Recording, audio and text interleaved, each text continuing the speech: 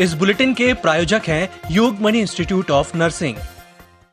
नमस्कार, जबलपुर लाइव में आपका स्वागत है। मैं हूं आपके साथ अंकिता और आइए अब खबरें देखते हैं विस्तार से। ओएफके खमरिया अस्पताल का भ्रमण करने पहुंची आईएसआईसी टीम को बेरंग लौटना पड़ा। फैक्ट्री यूनियन के पदाधिकारियों ने विरोध व नारेबाजी कर टीम को लौटा दिया।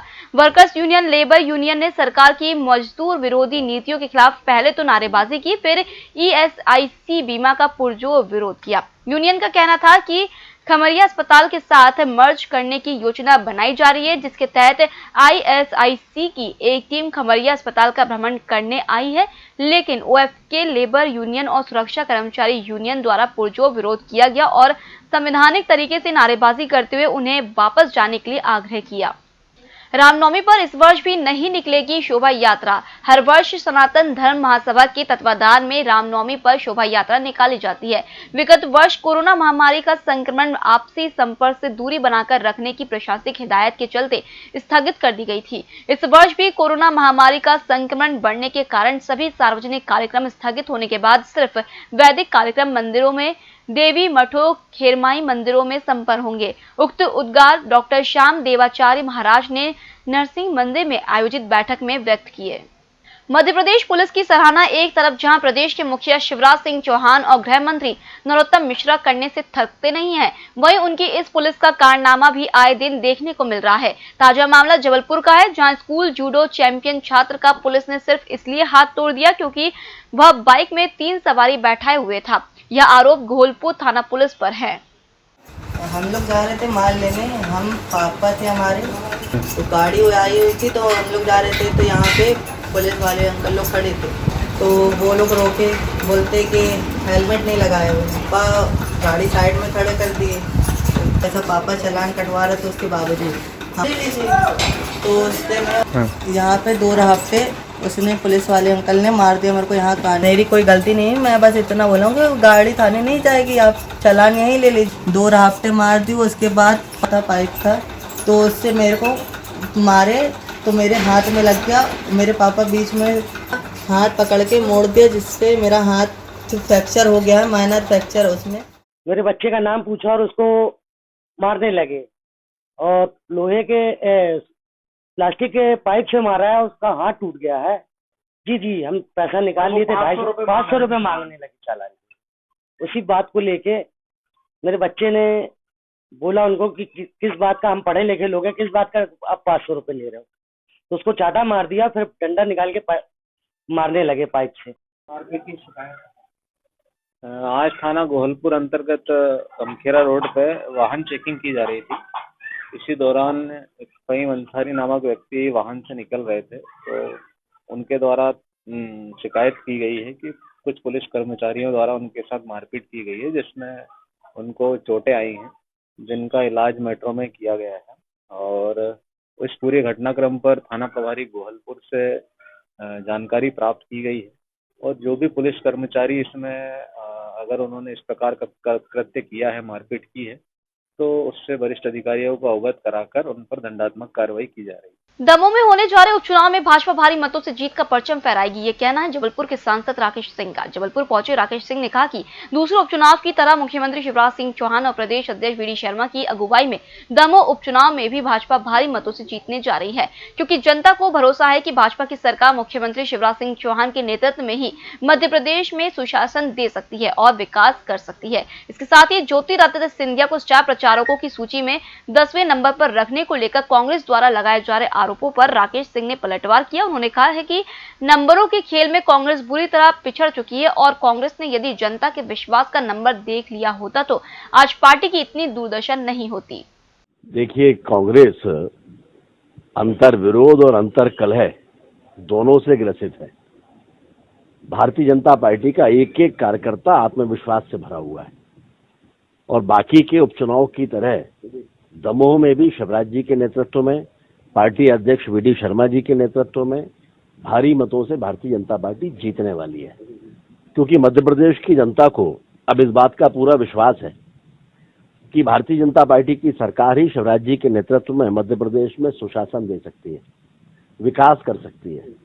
और इसलिए अब कमलनाथ जी हों या दिग्विजय सिंह जी, ये आपस में आप परस्पर लड़ तो सकते हैं, जनता का विश्वास नहीं जीत सकते। संस्कार धानी जबलपुर में आज से गेहूं की खरीदी शुरू हो गई है। यह कार्य 15 मई तक किया जाना है। गेहूं खरीदी में किसी किस्म का व्यवधान न पैदा हो, इसके लिए कलेक्टर कार्यालय के सभा कक्ष में खाद्य विभाग द्वारा एक समीक्षा बैठक का आयोजन किया गया। बैठक में इस कार्य को बिना किसी बाधा के पूरा करने के निर्देश भी जारी किए गए। गेहूं खरीदी के संबंध में था, गेहूं उपार्जन 1 अप्रैल से 15 मई तक होना है पूरे प्रदेश में।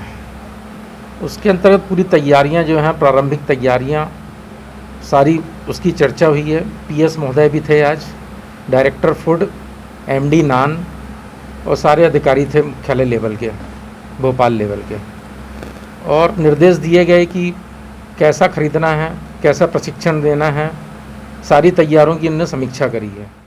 अब वक्त तो चला छोटे से ब्रेक का, हम फिर हाजिर होंगे। आप बने रहिए ईएमएस टीवी के साथ। Yogmani institute of nursing, Jamdar hospital Jabalpur. Nursing के क्षेत्र में करियर बनाने का सुनहरा अवसर। प्रवेश प्रारंभ BSc nursing, post basic BSc nursing, GNM. पता 198/2 Raigwa, ward number 72, Arihant warehouse के पीछे, पाटन बाईपास चौक के पास, जबलपुर। ब्रेक के बाद आपका फिर से स्वागत है और अब बढ़ते अगली खबर की ओर। कोरोना से स्वस्थ होने पर 31 मार्च को 119 व्यक्तियों को डिस्चार्ज किया गया है। वहीं 1613 सैंपल की प्राप्त परीक्षण रिपोर्ट्स में 170 नए मरीज सामने आए हैं। कोरोना से स्वस्थ हुए 119 व्यक्तियों को मिलाकर जबलपुर में कोरोना के संक्रमण से मुक्त होने वाले मरीजों की संख्या 17,625 हो गई है और रिकवरी रेट 91.91% हो गया है। मंगलवार की शाम 6 बजे से बुधवार की शाम 6 बजे तक पिछले 24 घंटे के दौरान मिले कोरोना के 170 संक्रमित व्यक्तियों को मिलाकर जबलपुर में कोरोना मरीजों की संख्या 19,175 हो गई है। पिछले 24 घंटे में 2 व्यक्तियों की मृत्यु की प्राप्त हुई रिपोर्ट को मिलाकर जबलपुर में कोरोना से जान गंवाने वाले मरीजों की संख्या 266 हो गई है। वीडियो कॉन्फ्रेंसिंग के माध्यम से कोरोना नियंत्रण के उपायों की समीक्षा के दौरान मुख्यमंत्री शिवराज सिंह चौहान ने कलेक्टर कर्मवीर शर्मा से बात की। इस दौरान कलेक्टर कर्मवीर शर्मा ने सीएम को जिले में कोरोना के नियंत्रण के लिए की गई प्रशासनिक तैयारी से अवगत कराया। संभागायुक्त ने भी सीएम से संभाग के अन्य जिलों में की गई तैयारियों की जानकारी दी। इस दौरान सीएम ने संतोष जाहिर किया।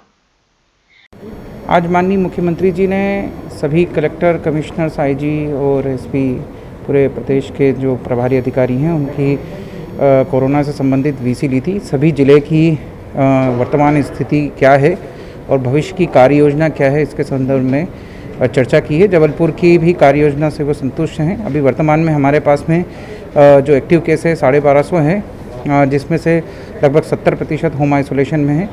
लगभग 350 मरीज जो हैं वो हॉस्पिटल में हैं और हमारे पास अभी इस समय जो बेड प्राइवेट और सरकारी अस्पताल मिला दे तो 1150 बेड अवेलेबल हैं, तो अभी पर्याप्त मात्रा में बेड है। कैंट विधानसभा क्षेत्र के भाजपा विधायक अशोक रोहानी ने आज महाकौशल कॉलेज के समीप स्थित सामुदायिक स्वास्थ्य केंद्र पहुंचकर कोरोना वैक्सीन का पहला डोज लगवाया। इस अवसर पर उन्होंने कहा कि सरकार सुविधा प्रदान कर रही है तो हर नागरिक का यह कर्तव्य है कि वह अपने नजदीक स्वास्थ्य केंद्र में जाए और कोरोना वैक्सीन लगवाए।